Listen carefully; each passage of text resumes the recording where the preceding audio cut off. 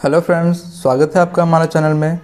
आज के वीडियो में हम लोग शुरू करने जा रहे हैं प्लेटफॉर्म बुक से सामान्य अध्ययन आरआरबी एनटीपीसी 2021 में जितने भी शिफ्ट में क्वेश्चन आए थे उन सारे क्वेश्चन को हम लोग डिस्कस करेंगे, जिसमें लगभग 3500 से अधिक क्वेश्चंस हैं।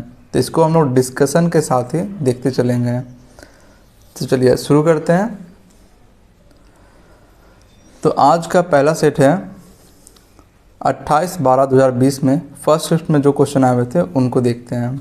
तो आइए देखते हैं पहला क्वेश्चन है किसी पदार्थ की मात्रा को मापने के लिए निम्नलिखित में से किस इकाई का उपयोग होता है।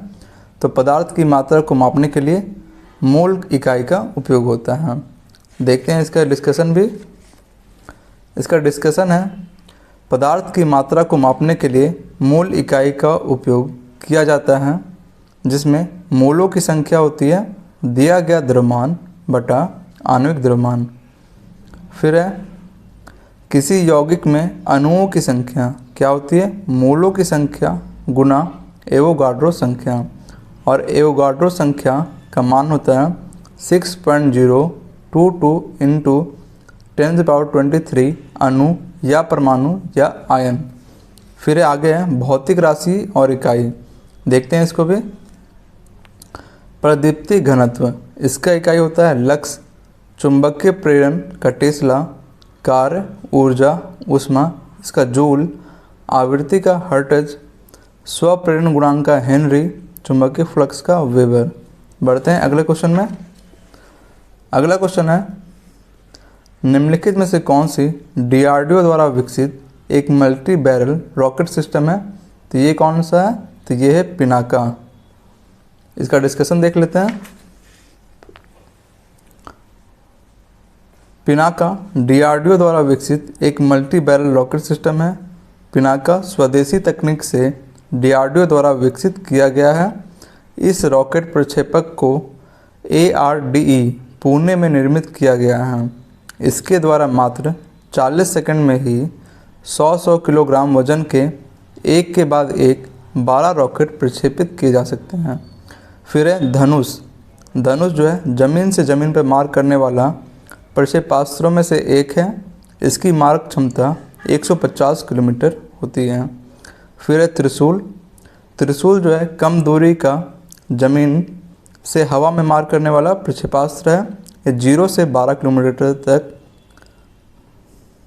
अगला है पृथ्वी, ज़मीन से ज़मीन पर मार करने वाला कम दूरी का बैलिस्टिक प्रक्षेपास्त्र होता है। इसका रेंज जो है 150 से लेके 450 किलोमीटर है। फिर है ब्रह्मोस, भारत एवं रूस की संयुक्त परियोजना के तहत विकसित किया जाने वाला प्रक्षेपास्त्र है। देखते हैं अगला क्वेश्चन। अगला क्वेश्चन है उबुंटू UBUNTU क्या है। तो ये एक तरह का ऑपरेटिंग सिस्टम है। इसका डिस्कशन देख लेते हैं। उबुंटू ऑपरेटिंग सिस्टम है। ऑपरेटिंग सिस्टम प्रोग्रामों का वह समूह है जो कंप्यूटर सिस्टम तथा उसके विभिन्न संसाधनों के कार्यों को नियंत्रित करता है।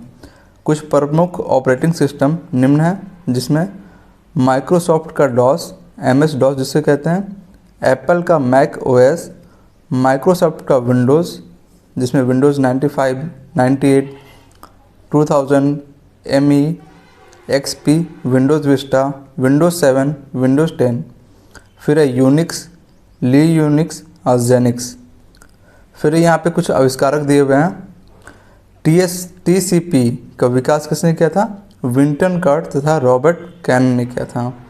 फिर है ईथरनेट का विकास किसने किया था, बॉब मेटकैफ ने किया था। HTML का विकास किया था टिम बर्नर्स-ली ने किया था। ऑरकुट का विकास ऑरकुट ब्यूकेटन ने किया था। अगला क्वेश्चन देखते हैं। अगला क्वेश्चन है कंप्यूटर और इंटरनेट के डोमेन में URL का पूर्ण रूप क्या होता है। तो URL का फुल फॉर्म पूछा है, तो ये होता है यूनिफॉर्म रिसोर्स लोकेटर। इसका देख लेते हैं डिस्कशन। इसका डिस्कशन हो जाएगा कंप्यूटर और इंटरनेट में डोमेन में URL का होता है full form uniform resource locator. अब है URL की संरचना में 3 पद होते हैं, प्रोटोकॉल, डोमेन एवं पाथ। फिर यहाँ पे कुछ फुल फॉर्म दिया हुआ है, इसको देख लेते हैं। CAD का फुल फॉर्म होता है computer aided design. DBMS database management system. CPS characters पर सेकेंड। फिर है XHTML, इसका होता है extensible hyper text markup language. TCP transmission control protocol. देखते हैं अगला क्वेश्चन। अगला क्वेश्चन है निम्नलिखित में से कौन सहजीवी संबंध को दर्शाता है? तो ये दर्शाता है काई। इसका डिस्कशन देख लेते हैं।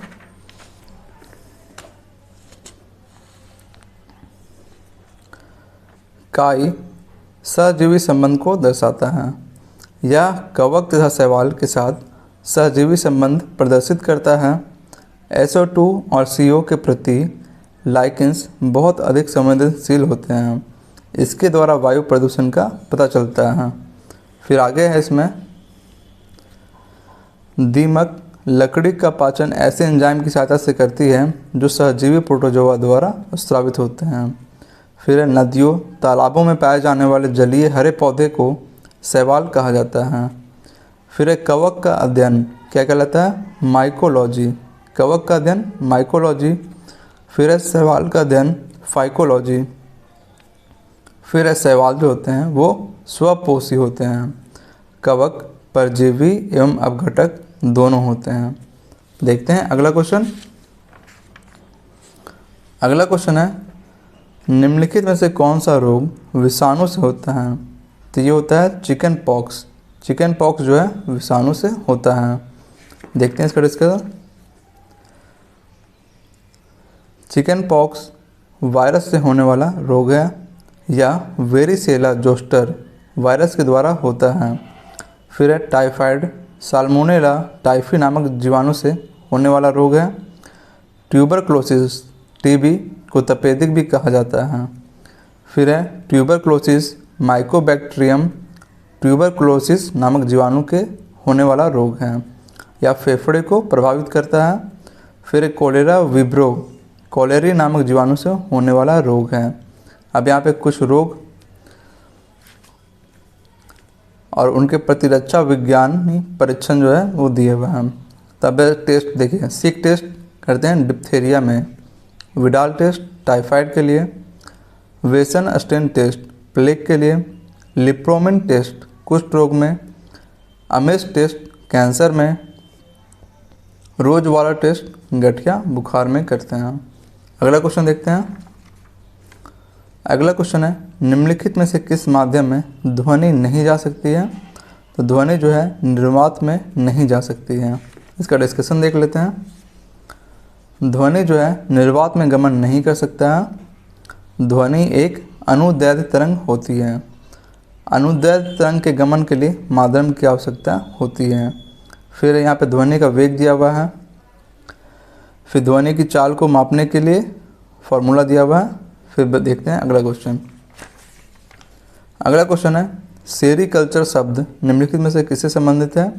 तो सेरीकल्चर रेशम की खेती से संबंधित है। इसका डिस्कशन देख लेते हैं। सेरीकल्चर शब्द रेशम की खेती से संबंधित है। रेशम जो है प्रोटीन का बना होता है। रेशम के कीड़े को शहतूत के पत्ते पर पाला जाता है। रेशम इस कीट के प्यूपा अवस्था में स्वयं के ऊपर धागे को लपेटने से निर्मित कोकून से प्राप्त होता है। पेडोलॉजी में मृदा का निर्माण तथा मृदा के प्रकार का अध्ययन होता है। अब यहाँ पे कृषि विज्ञान की कुछ शाखाएं हैं वो दिया हुआ है। एपीकल्चर में मधुमक्खी पालन और शहद उत्पादन से संबंधित है।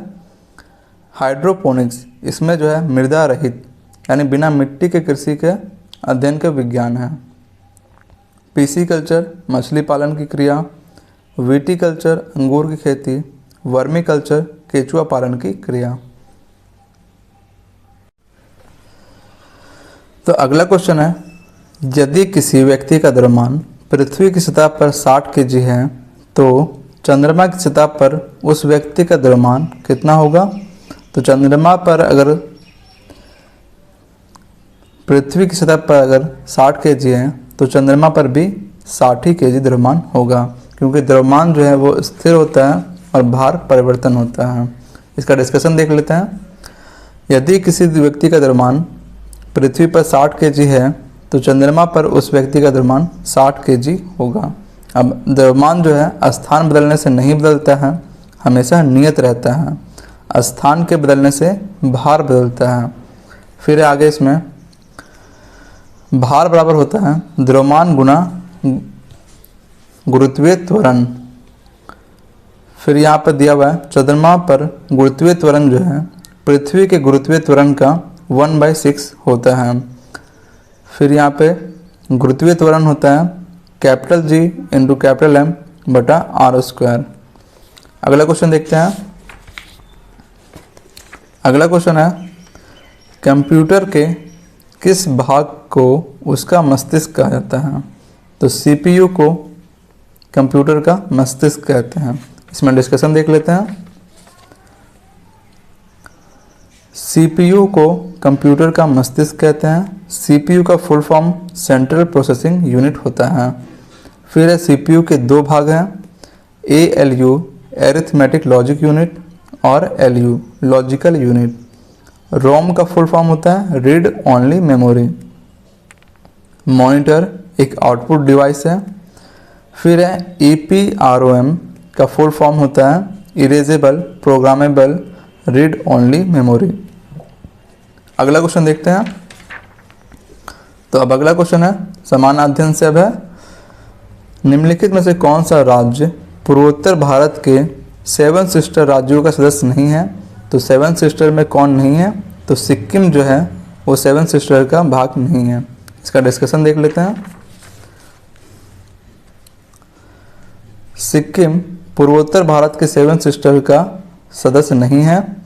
पूर्वोत्तर भारत के अरुणाचल प्रदेश, असम, मेघालय, मणिपुर, मिजोरम, नागालैंड और त्रिपुरा जो है 7 सिस्टर के नाम से जाने जाते हैं। सिक्किम को पर्यटकों का स्वर्ग भी माना जाता है। सिक्किम बड़ी इलायची का भारत में सबसे अधिक उत्पादन करने वाला राज्य है। सिक्किम को फल उद्यानों का शहर कहा जाता है। फिर है 36वां संविधान संशोधन 1975 ईस्वी में के द्वारा जो है सिक्किम को भारत का 22वां राज्य बनाया गया था। अगला क्वेश्चन देखते हैं। फिर अगला क्वेश्चन है किस सिख गुरु ने खालसा पंथ की स्थापना की थी? तो ये क्या था? श्री गुरु गोविंद सिंह जी ने किया था। डिस्कशन देखते हैं। गुरु गोविंद सिंह ने खालसा पंथ की स्थापना 1699 ईस्वी को वैसाखी के दिन किया था। सिखों के 10वें एवं अंतिम गुरु गुरु गोविंद सिंह हुए। इनका जन्म 1666 ईस्वी में पटना में हुआ था। बाहुल प्रणाली की शुरुआत गुरु गोविंद सिंह ने की थी। सिख संप्रदाय के स्थापना का श्रेय गुरु नानक को है। वे सिखों के प्रथम गुरु थे, गुरु नानक।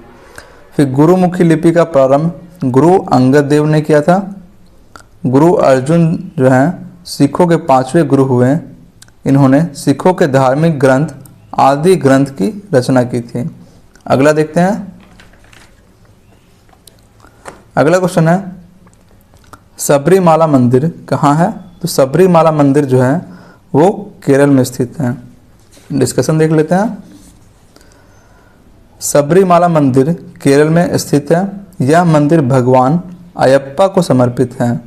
फिर है इस मंदिर में महिलाओं के प्रवेश पर प्रतिबंध लगा हुआ था, जिसे सुप्रीम कोर्ट द्वारा हटा दिया गया। फिर है सूर्य मंदिर उड़ीसा में स्थित है। इस मंदिर को यूनेस्को द्वारा भारत के विश्व विरासत स्थल की सूची में 1984 में शामिल किया गया था। फिर दिलवाड़ा का जैन मंदिर माउंट आबू पर्वत पर स्थित है। विष्णुपद मंदिर गया बिहार में है। अंकोर वाट मंदिर कंबोडिया में स्थित है। अगला क्वेश्चन देखते हैं। फिर अगला क्वेश्चन है निम्नलिखित में से कौन सा स्मारक दिल्ली में स्थित नहीं है? तो दिल्ली में कौन सा नहीं है? तो बुलंद दरवाज़ा दिल्ली में नहीं है। डिस्कशन इसका देख लेते हैं। बुलंद दरवाज़ा दिल्ली में स्थित नहीं है। बुलंद दरवाज़ा जो है फतेहपुर सिकरी का उत्तर प्रदेश में स्थित है। फिर है अलाई दरवाज़ा, इंडिया गेट, हुमायूं का मकबरा, हौज खास, लाल किला, सफदरगंज का मकबरा और जामा मस्जिद जो है दिल्ली में स्थित है। अगला क्वेश्चन देखते हैं। महात्मा गांधी ने साबरमती से लेकर दांडी तक प्रसिद्ध नमक मार्च शुरू किया था। दांडी जो है गुजरात के किस ज़िले में है? तो दांडी जो है नवसारी ज़िले में स्थित है। नवसारी ज़िले में स्थित है। इसका डिस्कशन देख लेते हैं। महात्मा गांधी ने साबरमती से लेकर दांडी तक प्रसिद्ध नमक मार्च शुरू किया था। दांडी गुजरात के नवसारी ज़िले में स्थित है। फिर है 12 मार्च 1930 को गांधी जी अपने 78 समर्थकों के साथ साबरमती स्थित अपने आश्रम से लगभग 384 किलोमीटर दूर दांडी के लिए प्रस्थान किया था। फिर 24 दिनों की यात्रा के पश्चात, ये हमेशा एग्जाम में पूछता है, 24 दिनों की यात्रा के पश्चात 5 अप्रैल 1930 को गांधी जी दांडी गांव पहुंचे थे। फिर 6 मार्च 1930 को दांडी में मुट्ठी भर नमक उठाकर गांधी जी ने नमक कानून को तोड़ा था। फिर आगे सुभाष चंद्र बोस ने इस अभियान की तुलना नेपोलियन के एल्बा से पेरिस की ओर किए गए जाने वाले मार्च तथा राजनीतिक सत्ता प्राप्ति हेतु मुसोलिनी के रोम मार्च से की थी। तमिलनाडु में सविनय अवज्ञा आंदोलन का नेतृत्व सी राजगोपालाचारी ने किया था। इन्होंने तंजौर के समुद्र तट पर त्रिचिन्नापल्ली से विदारण्यम तक यात्रा किया था। फिर है मालाबार में वाइकोम सत्याग्रह के नेता कौन थे? के केलप्पन ने कालीकट से पेन्नौर तक यात्रा किया था। अगला क्वेश्चन देखते हैं। स्वराज मेरा जन्मसिद्ध अधिकार है और मैं इसे लेकर रहूँगा, यह किसने कहा था? तो ये कहा था बाल गंगाधर तिलक ने कहा था। इसका डिस्कशन देख लेते हैं।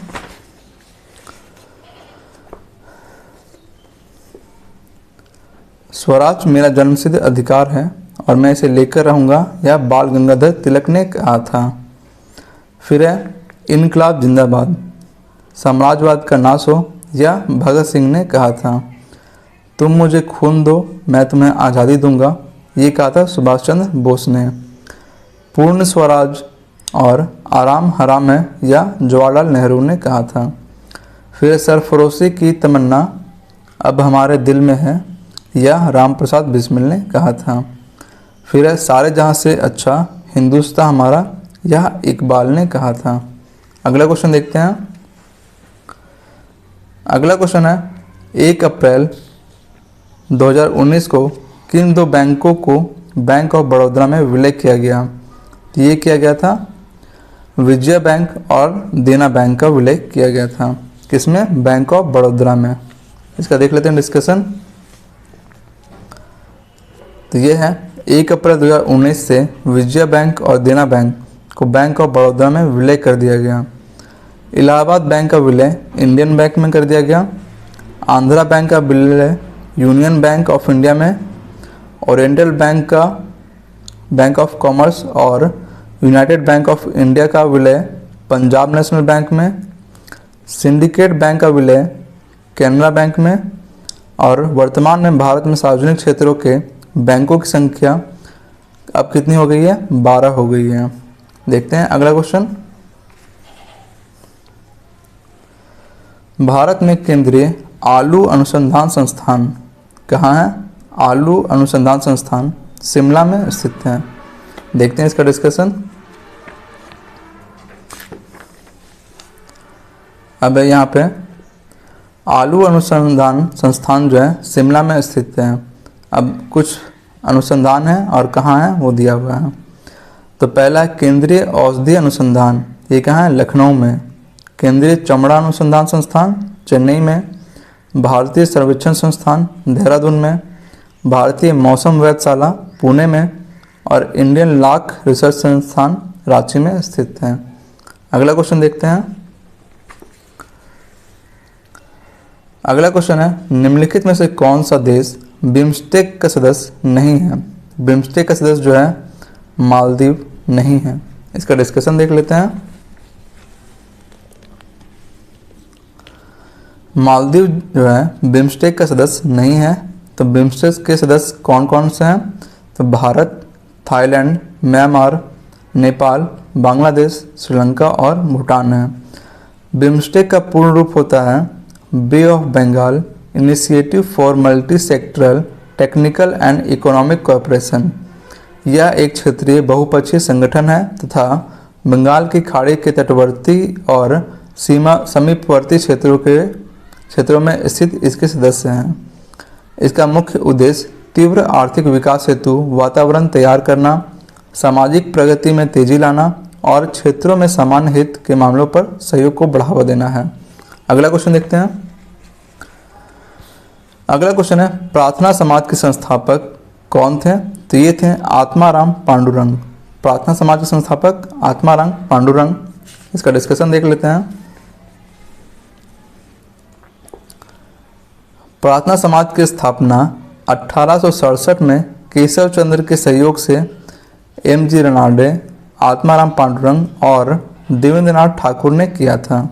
फिर आर्य समाज के संस्थापक स्वामी दयानंद सरस्वती थे। आत्मीय सभा के संस्थापक राजा राम मोहन रॉय। रामकृष्ण मिशन के संस्थापक स्वामी विवेकानंद। ब्रह्म समाज के संस्थापक राजा राम मोहन रॉय थे। फिर सत्य शोधक समाज की स्थापना ज्योतिबा फूले थे। और है हिंदू महासभा के संस्थापक मदन मोहन मालवीय थे। अगला क्वेश्चन देखते हैं। इनमें से दक्षिण अमेरिका के कौन से दो देश स्थल दूध हैं? स्थल दूध का अर्थ होता है जो चारों ओर से स्थल भाग से घिरा हुआ होता है। तो ये है दक्षिण अमेरिका के पुराग्वे और बोलिविया। पुराग्वे और बोलिविया। देखते हैं इसका डिस्कशन।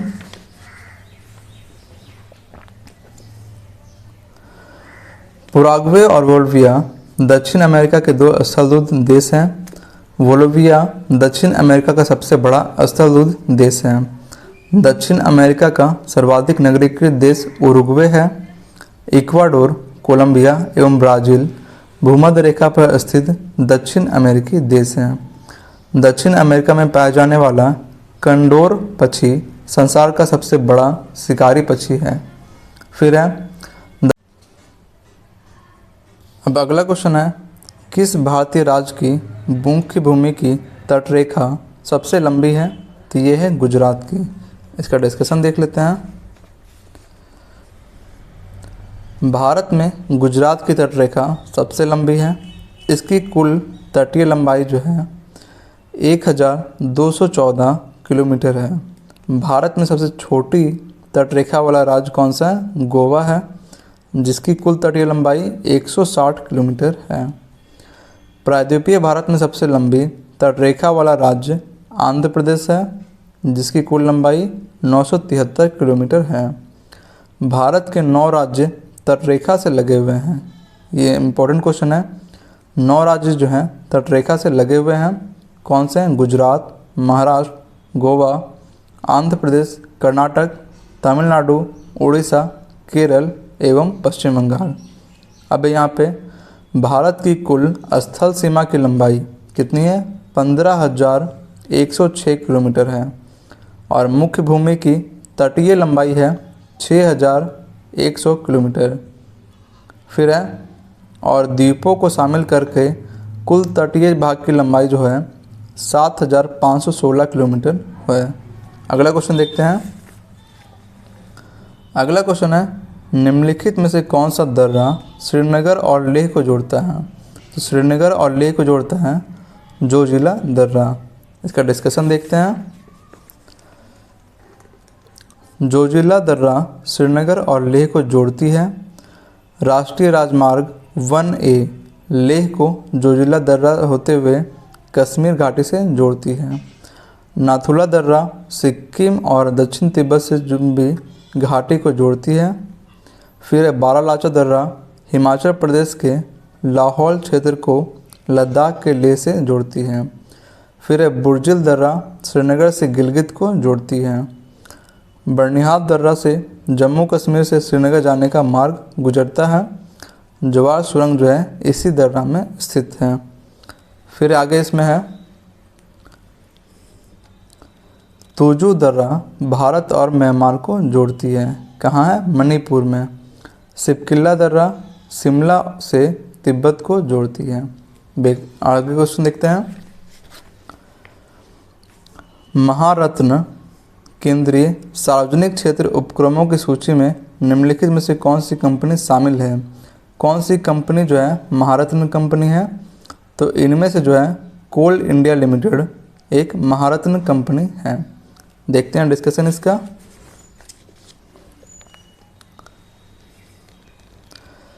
अब देखिए, महारत्न केंद्रीय सार्वजनिक क्षेत्र के उपक्रमों की सूची में कोल इंडिया लिमिटेड शामिल है। अब भारत में कुल 10 महारत्न कंपनी हैं। कौन कौन सी है देख लेते हैं।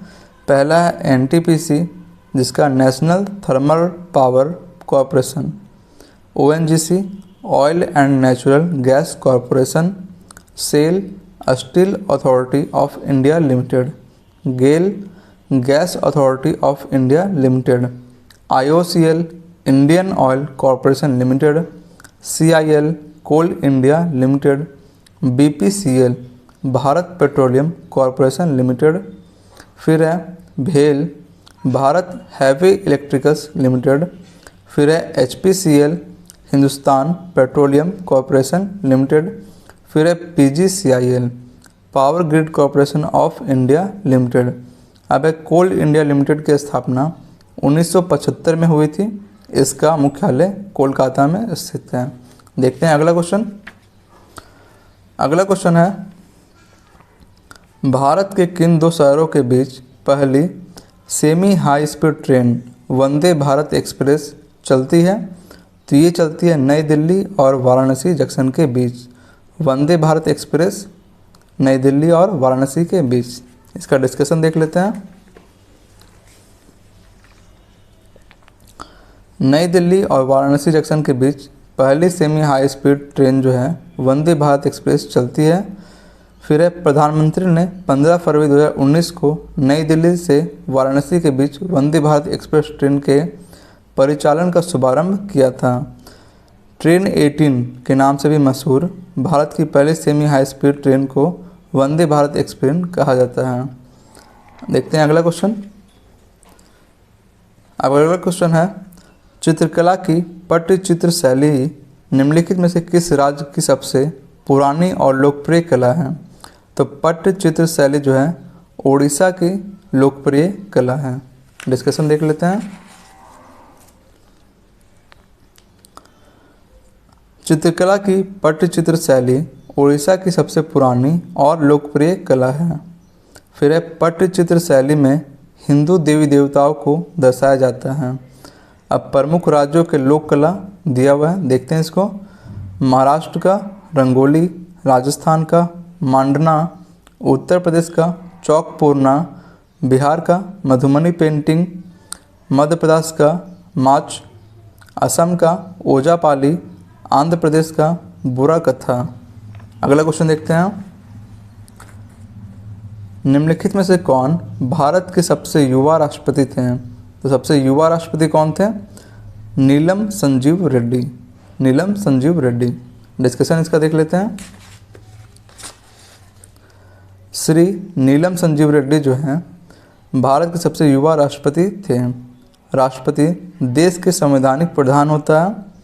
राष्ट्रपति पद का प्रावधान जो है अनुच्छेद 52 में वर्णित है। भारत की प्रथम महिला राष्ट्रपति प्रतिभा देवी सिंह पाटिल थी। फिर है नीलम संजीव रेड्डी ऐसे राष्ट्रपति हुए जो एक बार चुनाव में हार गए, फिर भी बाद में निर्विरोध राष्ट्रपति निर्वाचित हुए थे। फिर है डॉक्टर राजेंद्र प्रसाद भारत के प्रथम राष्ट्रपति थे। वे लगातार 2 बार राष्ट्रपति निर्वाचित हुए थे। फिर है मोरारजी देसाई सबसे अधिक उम्र में एवं राजीव गांधी सबसे कम उम्र में प्रधानमंत्री बने थे। फिर डॉक्टर एस राधाकृष्णन भारत के प्रथम उपराष्ट्रपति थे। अगला क्वेश्चन देखते हैं। अगला क्वेश्चन है इंटरनेशनल कोर्ट ऑफ जस्टिस का हेड क्वार्टर कहाँ है? तो ये है द हेग। तो इंटरनेशनल कोर्ट ऑफ जस्टिस का मुख्यालय द हेग में है। इसका डिस्कशन देख लेते हैं।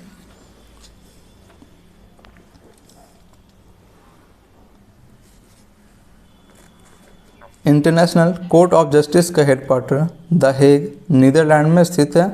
फिर है अंतर्राष्ट्रीय न्यायालय की स्थापना हेग में 1945 में की गई थी। फिर है इसमें न्यायाधीशों की संख्या 15 होती है। इसकी नियुक्ति 9 वर्षों के लिए होती है। फिर न्यायालय की सरकारी भाषा जो है फ्रेंच और अंग्रेजी है। यूनेस्को का मुख्यालय पेरिस में है। विश्व बैंक एवं अंतर्राष्ट्रीय मुद्रा कोष का मुख्यालय वाशिंगटन डीसी में है। यूनिसेफ का मुख्यालय न्यूयॉर्क में है। विश्व व्यापार संगठन का मुख्यालय जेनेवा में है। अगला क्वेश्चन देखते हैं। अगला क्वेश्चन है, गोबी मरुस्थल निम्नलिखित में से किस महाद्वीप में स्थित है? तो गोबी जो है एशिया में स्थित है। गोबी एशिया में स्थित है। डिस्कशन देखते हैं इसका। गोबी मरुस्थल एशिया महाद्वीप में स्थित है। गोबी मरुस्थल का विस्तार मंगोलिया और चीन में है। कालाहारी मरुस्थल बोत्सवाना अफ्रीका में है। तकला माकन मरुस्थल जो है सिक्यांग चीन में है। फिर अटकामा मरुस्थल उत्तरी चिली दक्षिण अमेरिका में स्थित है। सहारा मरुस्थल उत्तरी अफ्रीका में स्थित है। यह विश्व का सबसे विशाल मरुस्थल है। अगला क्वेश्चन देखते हैं। रजत रंगनी के लेखक कौन है? तो ये हैं कल्हन। रजत रंगनी के लेखक कल्हन हैं। देखते हैं डिस्कशन इसका। रजत रंगनी के लेखक कल्हन है। फिर कुमार संभवम, रघुवंशम, अभिज्ञान शकुंतलम, मेघदूत आदि के लेखक कालिदास हैं। गीत गोविंद एवं रति मंजरी के लेखक जयदेव हैं। पृथ्वीराज रासो के लेखक चंद्रबरदाई। मच्छकटिकम के लेखक शूद्रक हैं। बुद्ध चरितम के लेखक अश्वघोष हैं। फिर है साहित्य लहरी और सूरसागर के लेखक सूरदास हैं। अगला क्वेश्चन देखते हैं। पानीपत का दूसरा युद्ध अकबर और हेमू के बीच किस वर्ष हुआ था? तो ये हुआ था 1556 में। पानीपत का दूसरा युद्ध हुआ था 1556 में। इसमें देख लेते हैं। पानीपत का दूसरा युद्ध अकबर और हेमू के बीच 1556 में हुआ था। पानीपत का प्रथम युद्ध बाबर और इब्राहिम लोदी के बीच 21 अप्रैल 1526 को हुआ था। फिर है हल्दी घाटी का युद्ध 18 जून 1536 ईस्वी को मेवाड़ के शासक महाराणा प्रताप और अकबर के बीच हुआ था। पानीपत का तीसरा युद्ध 14 जनवरी 1761 में मराठा एवं अहमद शाह अब्दाली की सेना के बीच हुआ था। अगला क्वेश्चन देखते हैं।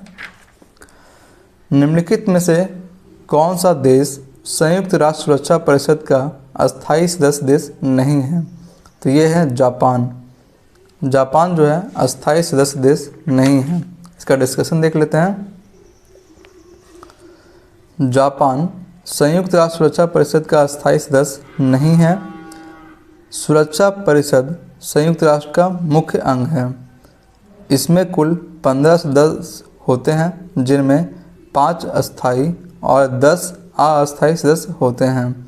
अब 5 अस्थायी सदस्य कौन से हैं? तो वह है अमेरिका, रूस, ब्रिटेन, फ्रांस और चीन।